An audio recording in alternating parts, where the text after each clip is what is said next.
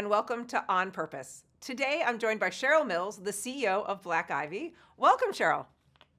Thank you. It's great to be here. And I love the name On Purpose. That's like core to how I like to think about life. So I love it. So let's start with your upbringing. If I remember our previous conversations, you were raised in a military family and traveled a ton.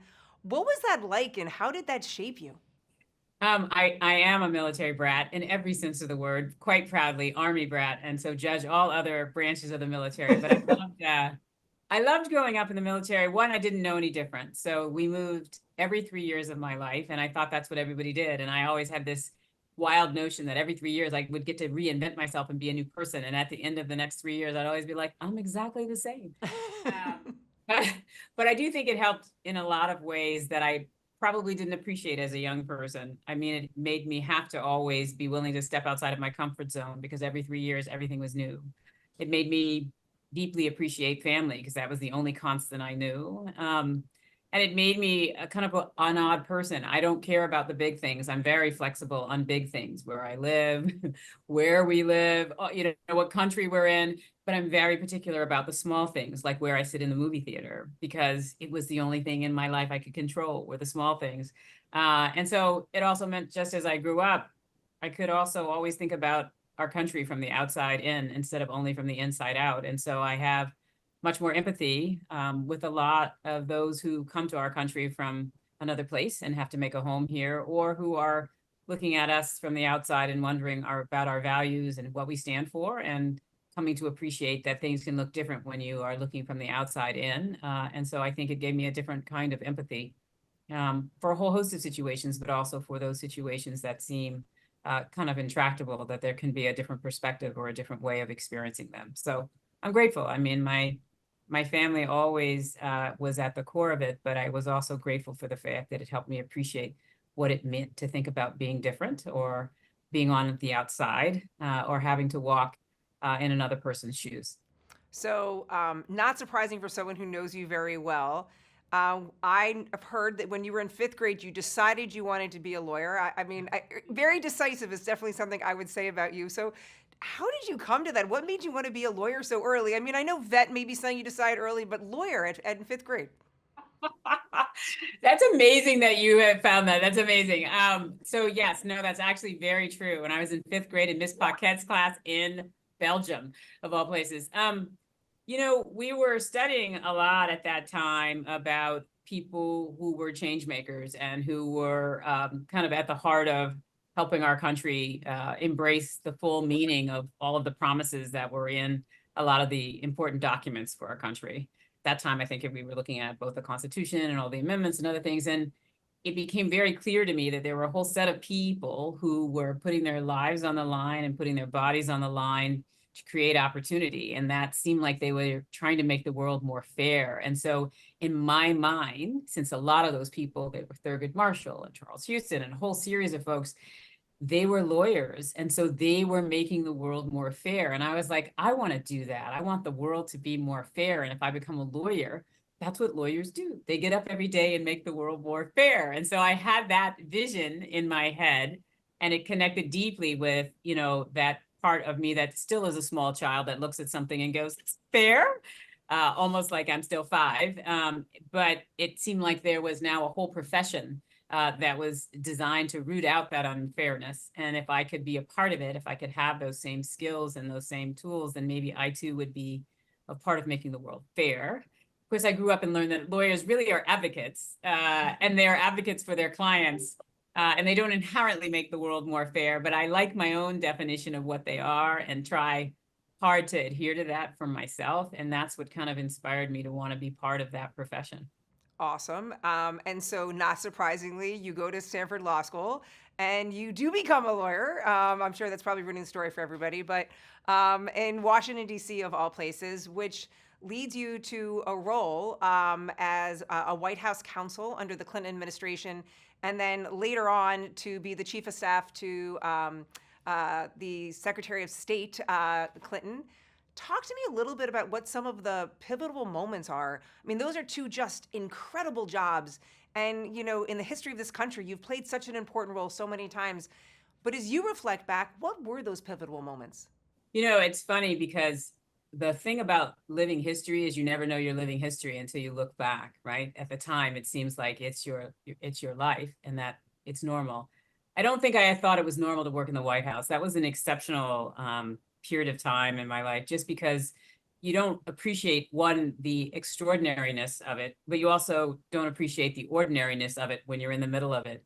For me, I ended up in the White House the way that no one should, really by accident, right? I was working at a firm and I was expressing all of my opinions about what I thought the government should be doing that it wasn't. And it so happened that there was someone there who was recruiting for what would become the transition for President Clinton if he would win. And so that was in June of the year before he won. And so, they're like, you have a lot of opinions. Would you like to come to Little Rock, Arkansas? I'm like, you know what? I've seen Eyes on the Prize. I think they shoot Black people in Arkansas, don't they? And he was like, oh my God, I can't believe you believe that. And I'm like, yeah, I don't know that I want to go to Arkansas. And he's like, is there anybody in your family that knows anything about politics? And I was like, no, not really. And he goes, anybody you know? And I'm like, well, my significant other, who's now my husband, I said, his father is like a senator. I said, but he's from the opposite party. He's probably not going to want to talk to me about this. And he's like, have a conversation. And I ended up having a conversation, and he explained to me what it was, what the transition was, why campaigns and others would step through this process at this time, because it seemed early. You don't know if you're going to win.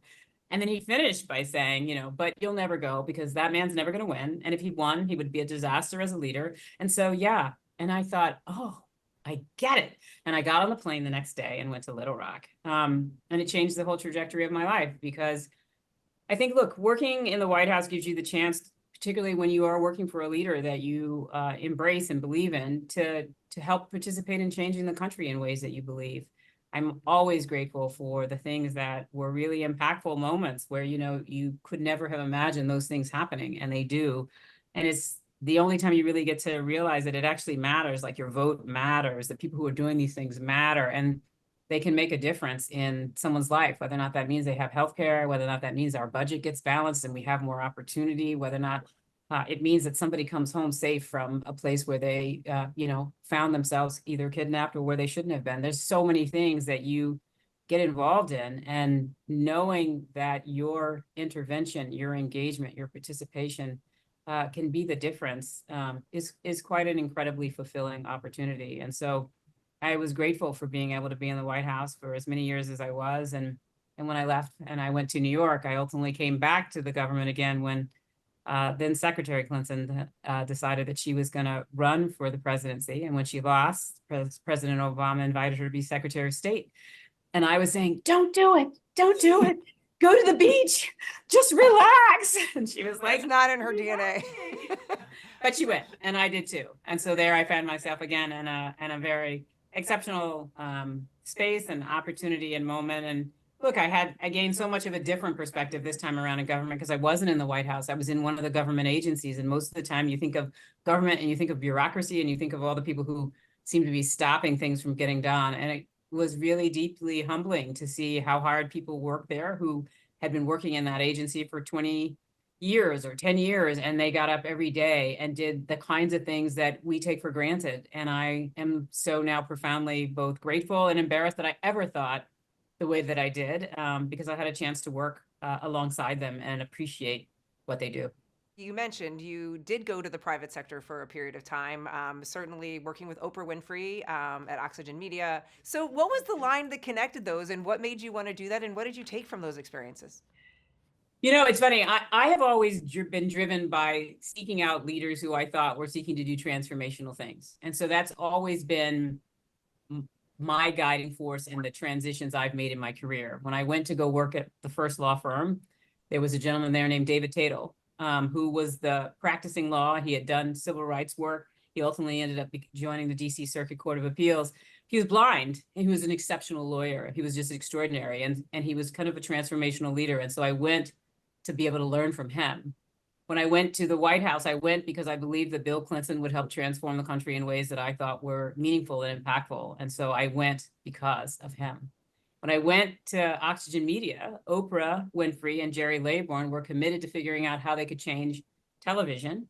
And so I went because of the potential for that transformation. And I went to NYU because John Sexton, who was the rising president at that time when I came in, was committed to figuring out how he could educate other people's children, not just America's children. And that led to the establishment of NYU Abu Dhabi, which is in the UAE. And I had the chance to be kind of one of the architects of that enterprise. And it was, for me, incredible and transformational. And so in each time, the through line is there someone seeking to do something that seems exceptionally hard and different?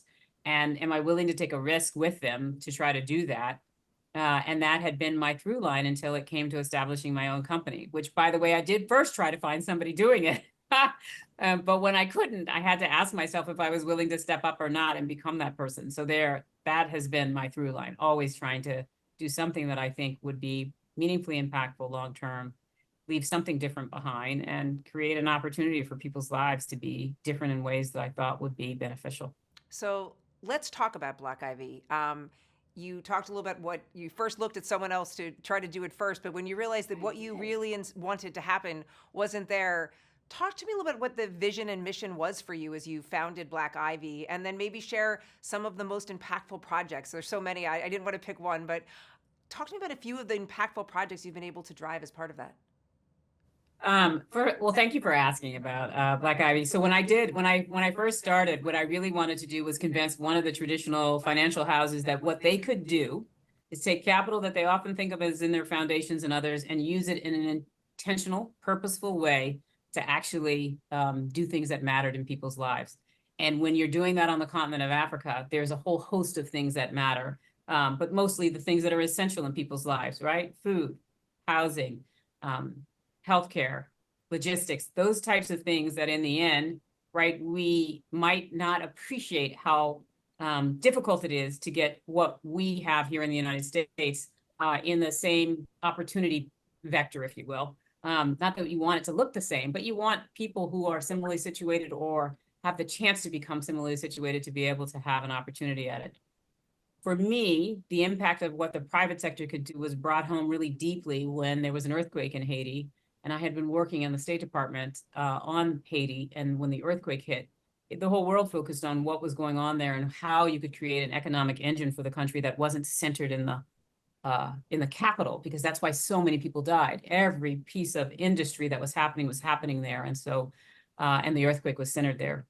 And I was able to, in partnership with some private sector companies, establish an industrial park in the northern part of Haiti. And that was a partnership of the government and these private sector enterprises, but they were able, through the enterprises that they brought, to employ 10 to 15,000 folks and to meet the expectations of their own commercial objectives and their investors. And I thought, that means a private company could decide that's what they were going to do. They were going to actually go about building those businesses that would be impactful in people's lives, that generated the return that an investor would expect, but also be meaningful, impactful in the region and lives of the people that you were doing. And so that's how BlackIvy was born.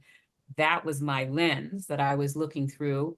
And I knew that I wanted to do it on the continent because I had been able to travel there and see what the gaps were in different spaces and say, well, how do we fill those gaps? What do we have the capacity to do effectively? That has meant in Ghana, we have established an ambulatory surgery center that delivers the kind of minimally invasive care that we take for granted here, but is not present in the same way in the healthcare system in Ghana. It has allowed us to establish a real estate development company that has built communities, which typically people are building their homes along roads, but they're not necessarily building them in intentionally planned communities. And we could build homes in communities and deliver the quality of home that will allow people to be able to both buy, but also create an investment for them if that's what they were choosing for the long term. In Kenya, it has meant we'd been able to establish a food production company that really is using locally produced produce and products to be able to deliver back to the same ecosystem, though they can also be exported, products that people would want to eat and that were aligned with their own kind of values for how they culturally would cook. We did that with the support of a platform that's for cold chain logistics. And we used that platform, to deliver vaccines when they were necessary, because we were one of the few that had a kind of deeply cold chain that you can use. And a lot of them didn't have that kind of temperature control. but we also use it to deliver regular kind of smallholder farmers foods and vegetables as well. So we do from the top to the bottom, and that has been meaningfully impactful as well. And so I think it was really about saying what's missing, and is the thing that's missing something that matters? And if it matters, is it something we have the ability to deliver? There are countless things that are missing that we don't have the ability to deliver. But we did develop an expertise in this kind of what I would call human infrastructure, and have been fortunate enough to have those businesses be able to grow and thrive. So, in addition to being a White House counsel, a chief of staff, and a CEO, one of the roles I know that also means a tremendous amount to you is mom. And I know you're a mom to many, many kids. So, talk to me a little bit about how you think about your own family and how you manage to stay present. You have many kids, and yet your passion, I mean, I've traveled with you and you are always there for them. So, talk to me a little bit how you see that role as mom and how you stay present with everything on your plate. Thank you. I do. It's funny because for me, because we grew up in the military, we often had lots of other people's families and children that are as a part of our household. And so I grew up understanding that family were the people that you chose. And that was even more important for me because my mom and dad were both only children of single mothers. So if I were only defining family biologically, it was just our family. Yeah. But we never did define it that way. And we always defined it because you're military with all of these others. And so for me, what that has always meant, and I was fortunate enough to meet my partner when I was in law school. And we started having foster kids from way too young of an age. We were probably children ourselves, and who knows if they should have let us have them, but we did. And always usually teenagers. And then we didn't actually have kids until we'd been together, I think like 25 years. Anyway, we had our kids late. And so they joined an ecosystem of kids that were already present in our lives, and we have continued to have more.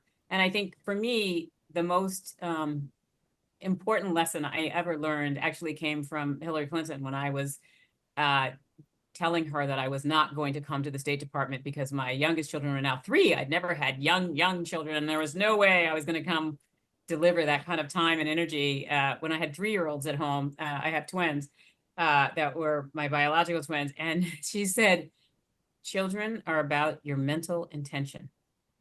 When you're with them, you must be with them. If you do that, they always know that whenever you pick up the phone or wherever you go, your mental intention is with them. And I was like, that just sounds kind of crazy. We tried it, and it was incredible because it was really about the thing that I'm very rarely mentally present fully in so many aspects of my job. I'm listening on the phone and I'm doing one other thing and somebody's walking in. But when I'm with my children, I make the point to not be doing anything else. And that has been transformative in my ability to be able to have short periods of time be meaningful, and long periods of time feel like I know a death sentence to them, but they're fantastic to me. And that has been kind of, for me, the thing that I've always tried to be faithful to in my engagement with them. And so it has made my ability to be present feel more meaningful and feel more impactful. So, if I know you have teenage children and you have adult children in this large family that you've built over time. Yes, If and we're I getting ready to have a new child who's going to be joining us. She's 17. We're very excited. But anyway, yes. Okay. All right. Well, if you didn't talk about her, what do you think is some of the greatest advice that you've given them that you hope, as they think about what my mom's best advice was? Any thoughts on what they might say that is? I don't know what they would say. Here's what I think I would love them to say, and they hear it all the time. And there's a couple probably, but the first thing I always tell them when they're like, I just don't know, and I don't think I can do it, and blah, blah, blah. I always say, the most committed wins. The most committed wins. You need to decide how committed you are. If you're not that committed, step out of the way. Somebody else is going to want to do that thing. But if you are deeply committed, then be there. Be relentless. Do what it takes, because the most committed will arise out of that. And I have tried to impart to my kids that kind of commitment and loyalty and passion and kind of relentlessness, if you will, because I do deeply believe that those are the ways in which things that everybody says are impossible actually occur, right? Because someone decided, well, why is that impossible? Or why does it have to be that hard? Or why is this not being done? And they are deeply committed to that. The other thing I try to tell them, mainly because we all need grace and empathy and forgiveness, or let's put it this way, I need a lot of it. and and so I always tell them when they are explaining something, I said, you judge yourself by your intentions. You judge other people by their actions. You need to decide if your intentions and actions are aligned. And when they're not, you need to either be asking for forgiveness or you need to be giving empathy. Because one of those things might be misaligned sometimes for you, but a lot of times for other people. And you have to be willing to give the grace that you know you're going to one day need yourself.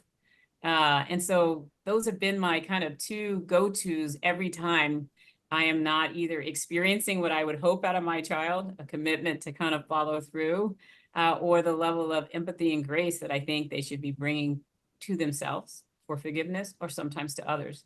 So I hope they would say something along those lines, but who knows? They might just say, my mom always tried to tell us about manners. You know what I mean? And that was like a pain in my butt.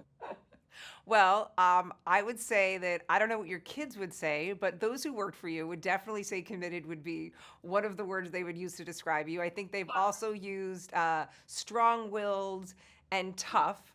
And what I love about what I've read, at least, and I want to hear it from you, is that you've embraced all of that. So, what is your response when people say, God, working with Cheryl, she's so tough and strong-willed? What is your response to that? First of all, I think it's fair. I used to try to first of all, I used to try to be someone else. And then I realized I can't be anybody else. Like I always ended up being myself. And that would always be disappointing when you're like, and then you're like, how can I be disappointed in my own life? I got to get it together. So I think it is fair. But here's the thing I always say, look, I'm going to be a champion for you one day. And you're going to hope that I am just as fierce and just as tough for you as I am for what I'm advocating for right now. Like you're not going to meet a different person at that moment. You're going to meet me and I'm going to be on your side. And so I hope that I would be on your side in the same ways that you might find tough and challenging, but in the end, you think make sense or are fair. I hope you would want me to do that for you. So that's been my balance. And sometimes I don't get the balance right, and like I said, I have to ask for grace and forgiveness. And I also have to appreciate sometimes that people experience me different than how I want to be. They don't see my actions as being the same as my intentions. And I have to be sensitive to that and try and make the balance work. But the truth of the matter is I do get up every day, a little bit relentless, a little bit tough, a little bit committed. And all of those things, they come through. And so I have to be able to make them strengths of mine instead of treating them as weaknesses. Well, you have been a participant in history, a CEO, has driven impact in so many ways. But if you were to describe what you think your legacy has been, and by the way, your legacy is clearly still being written, but what would you say your legacy has been so far and all the things you've impacted? I don't even know what I would say. I mean, I would hope that those who have known and worked with me and have had the benefit of the things that I've sought to do on their behalf would say that I always showed up. And when I showed up strong for the things that I believed, for the people that I loved, for the things that struck me as right. I hope they would always say that I showed up. Well, I would definitely say you've been that for me many, many times. So I want to thank you, Cheryl, so much for your service to our country and for the inspiration you provided. And thank you all for joining us today on Purpose. I look forward to seeing you again next time.